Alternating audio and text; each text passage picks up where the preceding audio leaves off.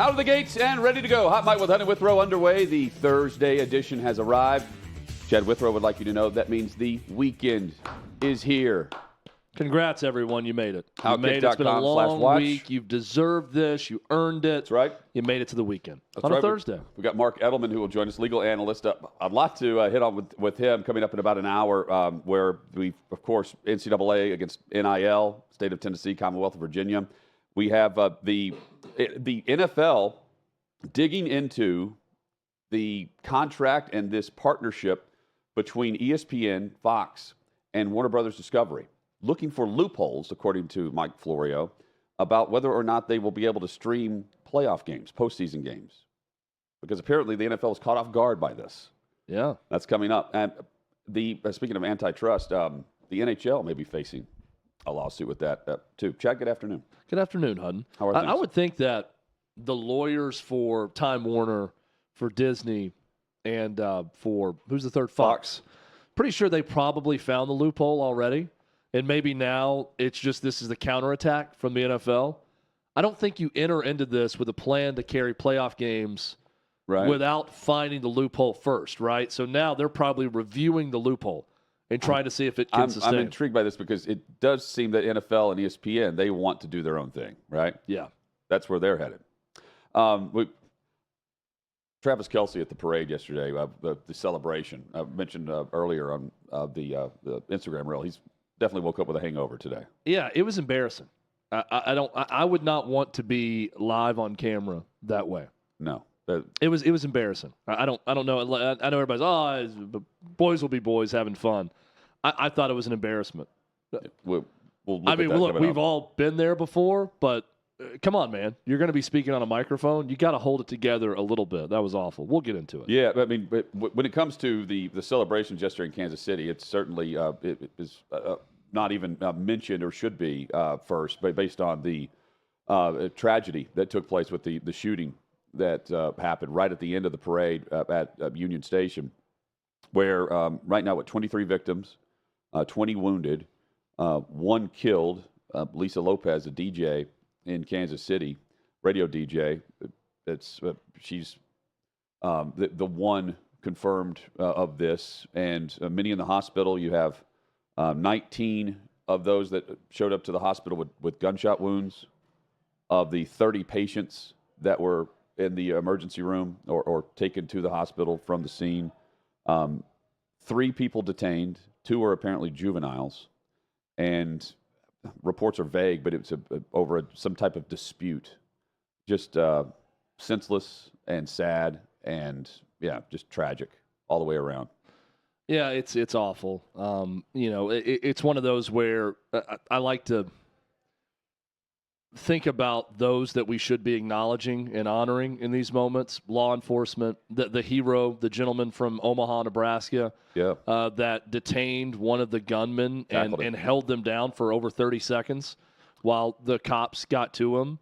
Trey Smith, a guy from Jackson, Tennessee, that played for the University of Tennessee, that was comforting a young boy and some children and got them kind of out of harm's way and shared the WWE Championship belt that he had with them to try to take their mind off things. In the midst of tragedy, there's always a number of stories like this that remind us about the good within the human condition, but there's absolutely nothing that I can say or anyone else that, is going to make this okay. Yep. And one one person died, and there's kids in the hospital because they went to a parade to celebrate the Kansas City Chiefs Super Bowl. It's just it's senseless. It's a tragedy. It's terrible. There's not been much reported on the perpetrators of this awful crime. I'm sure there will be information about them. Let's just make it a point to continue talking about the heroic behavior of some that were involved in this. Those in law enforcement that run to the danger and not away from it. The Good Samaritan, the gentleman that covered up, that tackled the person, the gunman, and did that. Trey Smith and one of his teammates. Marquez Valdez-Scantling, who's offering to get something together from the Chiefs for all the children involved in this. You see the good in people that comes out of something like this also. It's awful that this is what happened at a parade. Paul Contreras is his name. Paul Contreras, thank you. He was at the event with his daughters, and everyone started running. And he saw someone moving in the opposite direction and shouted at him, telling him to stop. He didn't. And so he hit the person from behind, tackled him, knocked the gun to the ground while doing so. Hero. James Winchester is the long snapper for the Chiefs that was also in the locked closet with Trey Smith while they were comforting some of the children while this was all happening. So want to mention his name as well. Let's remember them. Obviously, let's remember any of the victims in this also, but let's remember those that stepped in a moment where pretty much everyone would panic, and rightfully so, that did the opposite of what human nature would tell you to do, and they ran towards the danger. They helped out. In the event of Mr. Contreras, helped save lives, possibly, with his actions and what he did. So kudos to all of them. The NFL with the entire community, but every team, of course, the Chiefs put out a statement, outpouring of support through all of this. More coverage and reaction at OutKick.com. And again, remembering Lisa Lopez, radio DJ in Kansas City, her family, in our thoughts and prayers as well. Chad, the Kansas City Chiefs going for now the three-peat. And in thinking about what that would mean historically, not just for individuals like Patrick Mahomes, but just how you build to that in today's league. You're not supposed to be able to do that. For instance, this upcoming season, I think more than likely Chris Jones is not a Kansas City Chief any longer. Signed that one-year deal this past August after a holdout, going into week one, actually. And, well, he wins another title. I doubt he's going for the three-peat because he's going to get paid elsewhere on the interior of that defensive front. And he certainly made a case for he was the defensive MVP, and he helped turn that game around for the Chiefs in that fourth quarter and second half. But Kansas City, there's no reason to believe they can't overcome that loss. It's a big one, but they've already done it with Tyreek Hill. And it's one of the storylines I think that's overshadowed through the wins is the fact that they decided to trade away Tyreek Hill, who has then gone on to lead the league in receiving yards since he left. 22 and 23 the seasons. 3,500 yards, 20 touchdowns. Combined since he left, Kansas City receivers, 26 touchdowns. 6 more touchdowns than the top receiver that you let go to Miami and put up tons of numbers. And 5,000 combined yards. Hill has done nearly, not more than half, but he's 1,500 yards away from meeting the entire receiving corps for Kansas City. And they've done it through more than just wide receiver, which I'm stunned by, quite frankly. They've done it through the draft. Very young on defense, but talented. And we don't hear much from their general manager, Veach. It's all Andy Reid. But a draft class that fueled this dynasty started with Trent McDuffie at corner, George Karlaftis, Sky Moore is one. They have safety Brian Cook. They also, in the same draft class, drafted Jalen Watson, Isaiah Pacheco. The list goes on and on. It was a massive haul and one that they hit on after getting rid of the top player not named Travis Kelce or Patrick Mahomes. This is something that no other team is able to copy because no other team is able to get it right through the draft and build that way after trading away a big money player because your quarterback is the top paid player in the league, and he will be after this offseason. They'll restructure. This is why we're seeing the dynasty. It's more than just quarterback. It's basically the quarterback. But it's more than that because you can have a great quarterback and not win. You can have a great quarterback and not beat the top quarterback in the league year in and year out, Josh Allen, because you're not doing what others in the front office and the coaching staff are doing for the Kansas City Chiefs. This is why they can go for the three-peat. Chad, I know yesterday you said, you know what? Yeah, I'm not going to bet against them again. Yeah, I'll take those. I took the odds. We're not leaving. I'm not leaving. I took the odds that they won't. That's the Chiefs. But in the preseason, I backed them all the way to win, and they did. I didn't back them midway through the season. But we're also witnessing a great organization behind a great quarterback. and there's no reason to doubt them, regardless of what they lose or who they bring in, even if it's not top talent, even if it's a rookie that they're going to bank on being really good, because chances are they will be. Yeah, it's a powerful concoction when you have an organization that has a future Hall of Fame head coach that everyone respects. Any free agent you bring in, any draft pick, any undrafted guy, immediate respect for the head coach. When you pair that with the best quarterback currently in the NFL, that's a great leader, but also one of the dudes. He's one of the bros. He's one of the guys. Sounds an awful lot like Tom Brady. Tom Brady was one of the guys. Right. He was well respected. He was well liked. Two different things, right? You can be well respected, but not all your teammates will like you. You can be very well liked, but not well respected. Tom Brady was both. He was one of the guys. He was chugging beers with his offensive line and with Gronk at team parties. But he was also very well respected. He could get on someone, and they wouldn't talk back because he's Tom Brady. Patrick Mahomes is there right now, too. He's not yet Brady, but he's the exact same type of leader. He can go chug beers with Kelsey and his offensive linemen, and he can also snap on them and get them with it and know that they're going to have his respect, and they're going to respect him. And same goes for Andy Reid. The whole Travis Kelce, Andy Reid thing, I think was a sign of mutual respect that got out of control and that Kelce lost his mind, shouldn't have done that. But that's probably a healthy back and forth they've had many times before that got carried away in that moment.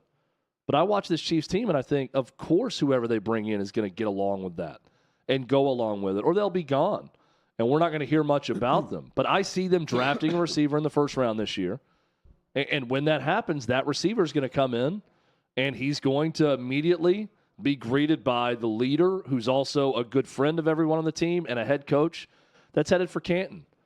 And that's a deadly concoction that we're witnessing in KC, and we saw the same thing in Foxborough for years. Think about the money invested in wide receiver across the league. Jace is about to get paid. Yep. You have Justin Jefferson who's about to get paid. The Titans decided not to pay A.J. Brown, and it backfired on them. They went downhill. The Chiefs decided not to continue to pay Tyreek Hill, a player who had gone from his rookie season, except for his rookie season, 2017 to 2021, the 5 years that he was a true part of the offense. 6,000 receiving yards. The next best receiver in that span was McCole Hardman. And he had 50 touchdowns. The rest of the group combined had 53. And they traded that dude. And they still have gone back-to-back. That is remarkable to me. He ranked third among the NFL in yards among wide receivers, second in touchdowns, and he averaged 95 receiving yards a game in the playoffs for them. And they traded him, and they're winning at a clip that no one's going to surpass anytime soon. Yeah, and the amazing thing about that team, that whole roster, is the offense has taken a step back since Tyreek Hill, but they still win Super Bowls. Defense has stepped up, and you got Patrick Mahomes, who always steps up when it matters most. And what made them hard to defend was Hill, because you had to choose Kelsey or Hill. Yeah. And one was not going to be double teamed. Kelsey underneath, Hill over the top. And that means, think about what Kelsey's doing in this offense, still putting up his numbers. He ends up with, 9 catches after having one early on in the game. The details here of what happened in the Super Bowl, and Davey brought up, and he's right to point out, Spagnola, he gets the contract extension, and rightfully so, pointed him out recently, and we'll get to his solid play in a moment. But when it mattered, they had to go score. They couldn't drop passes from this group. And you had Kelsey with 9 catches. You had Hardeman, who caught the game winner. Justin Watson had 3 for 54. Rashee Rice, 6 catches for 39 yards. MVS, 3 catches for 20. He came up with one of the biggest plays of the game, though. Noah Gray, Jerick McKinnon, they weren't dropping passes all of a sudden in the moment. And I think that's also, you mentioned the Patriot way, the culture. I think that's part of this, too. I don't know what they're calling it, but in the moment, everyone tends to just rise to the next level. Yeah. And that's also very difficult, where the guys who are known for dropping passes are all of a sudden not doing it in the clutch. I don't know how you collectively put that together. I think it's just called, Patrick Mahomes proximity to greatness and to his clutch play. I think back to Jordan and Kerr. Yeah. In the 96 final or 97 finals, where Steve Kerr knocks down the shot to end that series, the first win over the Jazz. And they've talked about this a lot. It was in the Last Dance, but, Kerr, he got in a fight with Michael Jordan at one point in practice. He got punched. It wasn't really a fight. He got sucker punched by Michael Jordan. But was teammates with him long enough where they had an understanding. And Kerr would be the first to tell you this, that either you do your job around Michael Jordan or you're not going to be a part of it anymore. And whether or not Jordan says it all the time, he does it by showing you that trust. And when he knew he was going to get doubled, he had no problem dishing to Steve Kerr for a wide-open 17-footer that won the Bulls a championship. And he hit it. And Steve Kerr knew he was going to make it because Michael Jordan's his teammate, and if Michael Jordan trusts me, well, damn it, I must be pretty good at making open jump shots. And that's the way he felt, and that's how that whole thing played out. Jed? I see a lot of similarities with Patrick Mahomes and the way he is around people. I'll also say this, one play that we haven't spent a lot of time discussing, 4th and less than 1, overtime, down 3. They got to pick it up or the game's over. The 49ers kicked the field goal on the first time. Mahomes called his own number in that moment. It was a little fake give up the middle, option to the outside, and Mahomes wasn't about to throw that. He had the option to throw it forward or run it, and he ran for like 7 or 8 yards. And I'm thinking, when the game's on the line, he's not going to put it to chance with anyone else. He's going to go ahead and pick it up. He did what he normally does. Yep. Steve Spagnola does great things with his system. And he didn't back down from what he normally does, Chad, as a defensive coordinator, regardless of how the rest of the league had played San Francisco's offense all season. Consider this. You're watching film. You're game planning for the 49ers. And for the most part, the NFL collective opponents did basically the same thing in their attack defensively in trying to beat San Francisco. Steve Spagnuolo didn't. Look at the coverage tendencies of this game compared to everything on film this season for Steve Spagnuolo. He's known for bringing the blitz. He's known for bringing 5, and he just continued to do it.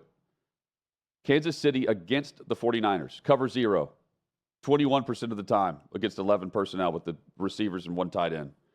And 6% of the time, the rest of the league called that play, called that defense. Cover 1, 40% to 23. Man coverage, 64% to 30. And they won. They got the job done. They did what they needed to do despite trailing in the game early. On the flip side, Steve Wilks, defensive coordinator for the 49ers. After the Super Bowl loss, you've got Nick Bosa questioning if San Francisco's defense was ready for the designed running plays in this game. Steve Wilks didn't play the type of defense that Kyle Shanahan ultimately decided he wanted to do with this group and what we saw from D'Amico Ryans. So he's fired. Steve Wilks, after the Super Bowl, let go by San Francisco. This is a weird dynamic. He was up in the booth. They had him come down and call plays from the sideline starting the bye week.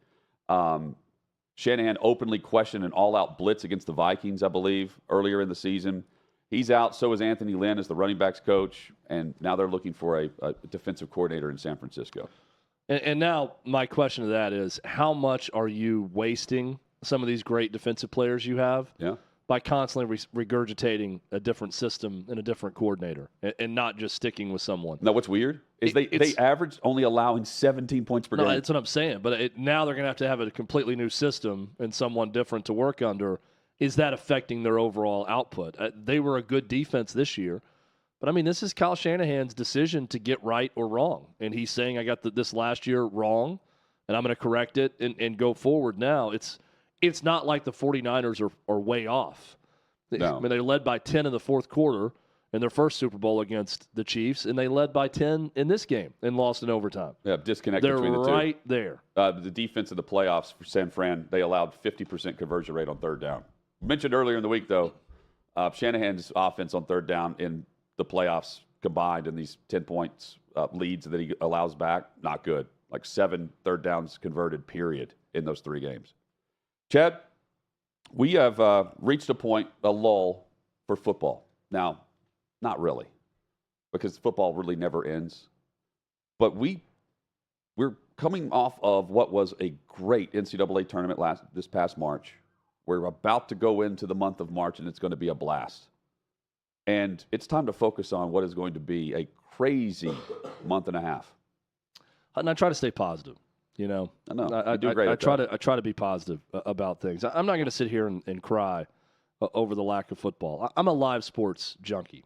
If it's on, I was recently at a family reunion in the mountains, and I found myself late at night watching Winter X Games because it's on and it's live, and I got into it. And maybe I want to try snowboarding at some point. I didn't know that was happening. Oh yeah, well it was happening. I'm not sure if it still is. Oh. But if it's on, I'm going to watch it a lot of times. I'm a huge college basketball fan.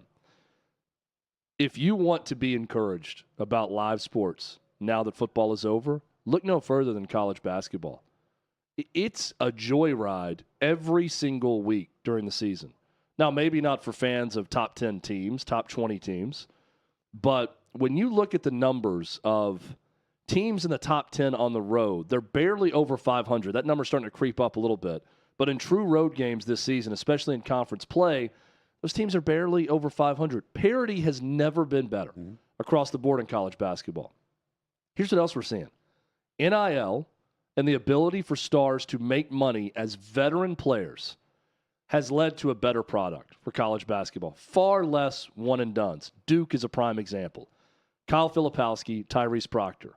They come back in large part because they're probably making a ton of money at Duke instead of going and chancing it in the NBA draft where maybe they make it, maybe they don't. It's really becoming increasingly a less likely proposition of one-and-dones actually making it in the NBA. It's also great for the NBA. They get extra years of evaluation before they draft guys. It's a win-win for basketball fans. Better for the NBA, certainly better for college basketball. The sport has never been better than it is right now.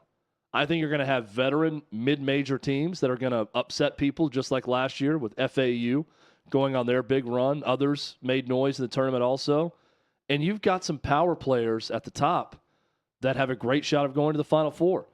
Here's a stat for you. Since 2002, every national champion has finished top 40 in adjusted offense, according to Ken Palm, and top 25 in adjusted defense by Ken Palm.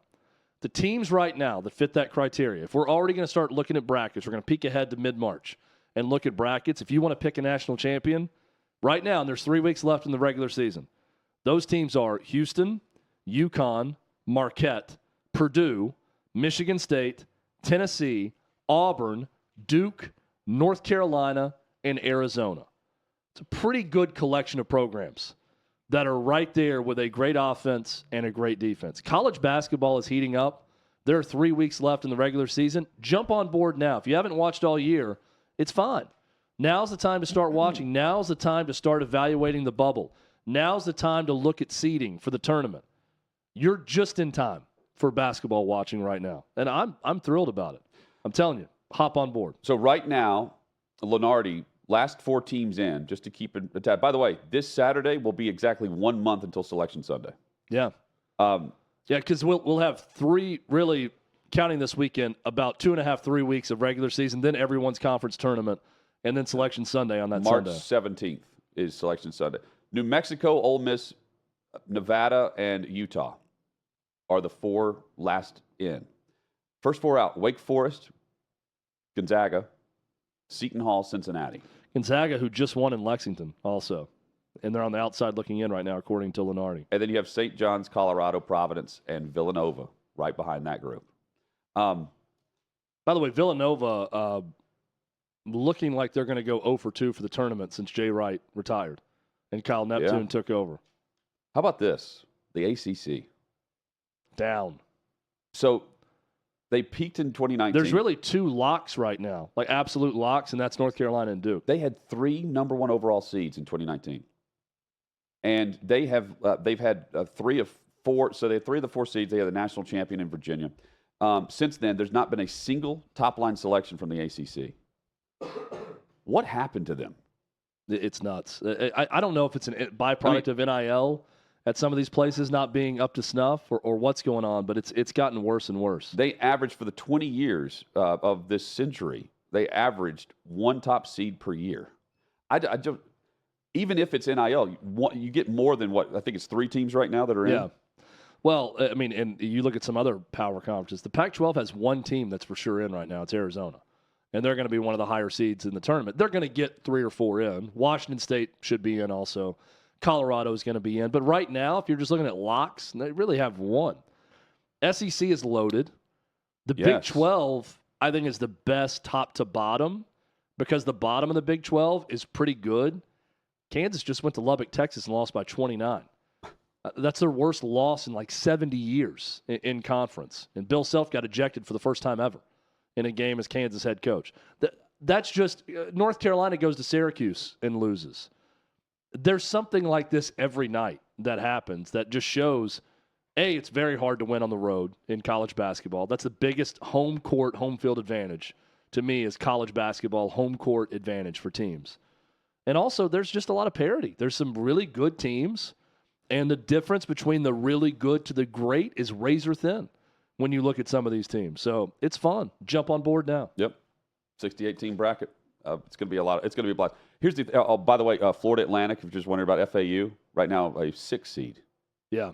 And I mean that's the parity we're talking about. Where you've got. Well, Florida Atlantic is now they've graduated to the Gonzaga range, where they're automatically top 25 preseason. Yeah, going into this year, they returned it a lot too. But as long as they continue to do well, they can get in that where they're not worried about being on the bubble as much every year because the assumption is already, first off, they're going to get good games in the non-conference. So their schedule is going to be really good. And then you can go in thinking you're going to be a top 4 seed in the tournament. I've said, but agree or disagree, I don't necessarily buy into just the free-for-all, NIL, transfer portal, all of it for college football as being great. It is great for college basketball. I agree. It is awesome because you've got all these players spread out everywhere now. And you have what we're seeing in college football where coaches had the opportunity to have the Alabama job and said, no, I can do what happened there here. It's just times 100 in college basketball. Look, there are some mid-majors who would disagree with this, but mid-majors will make noise like they always do. Indiana State just got ranked for the first time since 1979 when a guy named Larry Bird was playing for them this past week. They lost to, I think, Southern Illinois right after that, but still, they got in the top 25. But when you look at the step up, guys who go from low or mid-major to high major that make a huge impact, just off the top of my head in the SEC alone, Alabama's got Mark Sears, who's their leading scorer from Ohio. They've got Aaron Estrada, who's from Hofstra. Those are their 2 best guards. And Tennessee's got Dalton Knecht, who's going to be a first-team All-American, more than likely this year, who's from Northern Colorado. Yeah. And he's the biggest impact transfer in college basketball this year. Is it making that much, correct? He's making a lot more than he would have at Northern Colorado. Yeah, but is he making as much as if he were – because he just locked on immediately and said Tennessee's where I'm going. I think it's awesome. I think those guys could make 6 figures, but it's not like they're making $1 million. Right. When I they think the somewhere. perception is they are. Right. But to me, that's cool about NIL and the transfer portal is guys getting a chance to go to the next level before they try to get to the next level, the NBA or wherever they play professionally. Chad, have you ever had a poll, a university poll that contacted you about contributing to the whatever poll, like the Monmouth University poll that I'm about to reference? I've never had anyone reach out and be like, hey, yes, excuse me, can you? I have. I've had emails about it before. But you think it's like spam, right? Yeah, I've never replied. I've never actually done it. So the Monmouth University yesterday published a poll result. Chad had a great response to this earlier in the week. Nearly 1 in 5 Americans believe that Taylor Swift is part of a covert government effort to help Joe Biden win the 2024 presidential election, according to this Monmouth University poll. This is the from the release. Just under half, 46%, of the American public has heard something about Swift being a part of supposed covert government effort to help Biden win. Just under 1 in 5 Americans, 18%, believe such a conspiracy involving Swift exists. Fully 71% of those who believe this, they identify with or lean toward the Republican Party. 83% indicate they're likely to support Donald Trump in the fall. And so, surely we're not this we're not this just groupthink, are we? No, we are. We're there. How are we there? We've officially reached the point of what's the movie, the Mike Judge movie, Idiocracy?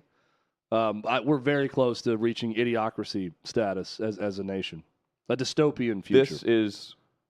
This is sad. See, I hear the results of this poll, and if that's true, my thinking is 20% of Americans are complete and total morons. Yes. If you buy into this, you're a complete and utter failure of a mentally stable human being. If you believe this to be true, it's the worst conspiracy theory going. Okay. And here's what it does. Because the people who believe this were going to vote for Donald Trump regardless. So that doesn't matter. Set that aside. But what this does is it allows for news coverage of it that puts people that are on the fence about who to vote for possibly over the top to vote for the Democratic nominee because they hear this over and over and they think, my God, Republicans are morons. That's what you're doing when you do this. It's negatively affecting those that might actually, those impartial voters that actually exist, the independent voters. You may help swing the election for Biden or whoever else by talking about this and buying into it. That's how dumb this theory is. Because if I were an independent voter and I started reading and hearing about this constantly, I would think, good Lord, the far right has lost their damn mind. I may have to vote for this senile old man as president instead. So beware of what you do when you buy into stupid bleep like this, because that's what it ends up doing. It ends up making Joe Biden look smart the way he did with his tweet after the Super Bowl when the Chiefs won, because he can make fun of you that believes this and buys into it. That's the risk you take when you buy into stupid stuff like this. Be smarter than this. Be smarter. Taylor Swift's going to vote Democrat no matter what. She's not voting for Donald Trump. Everybody that has a brain in America knows this. That should not affect the outcome of an election. Swifties, if they are Swifties and buy into everything Taylor says, and if they have a vote, they're likely going to vote Democrat. Just know that already and try to be sane. And then by being sane, maybe you'll positively affect other voters that are on the fence. Try that out. Try it out. Let's see what happens. This is why I laugh at this. Because she endorsed Biden in 2020. Of course. She did. And by the way, her star power only grew with this Eras tour. There was 1 in 5 Americans who didn't try to get in line to get tickets to this show. She's waiting to see who the Democratic nominee is, and then she's going to endorse that person. Well, sure. But so the whole conspiracy is like, swing the election with all the Swifties who are going to line up and vote. She's already endorsed Biden before. So why is all of a sudden there a conspiracy theory that she's going to somehow swing the election now when she endorsed him prior to this election? It's just nonsensical. And by the way, she can endorse whoever she wants to endorse. Yeah, absolutely. Let me say this All also. I see is a lot of...